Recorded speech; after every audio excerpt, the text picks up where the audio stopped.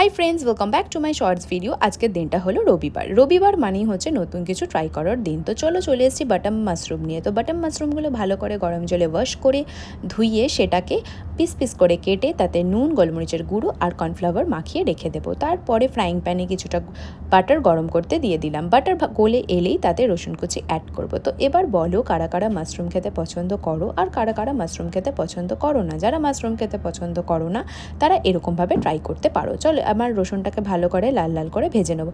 ভালোভাবে ভাজা হয়ে গেলে তাতে মাশরুমগুলো আমি দিয়ে দেবো। মাশরুমগুলো দেওয়া হয়ে গেছে। চলো এবার ভালো করে মাশরুমটাকে ভেজে নেবো।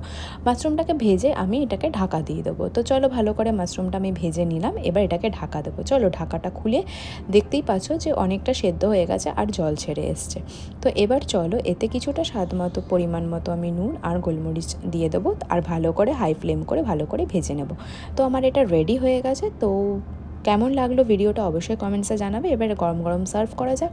চলো আমি প্লেটে বেড়ে নিচ্ছি। এটা সবাই রুটি পরোটা কি খেতে পারো। তো আজকের মতো বাই, সবাই খুব ভালো থেকো, সুস্থ থেকো, টাটা।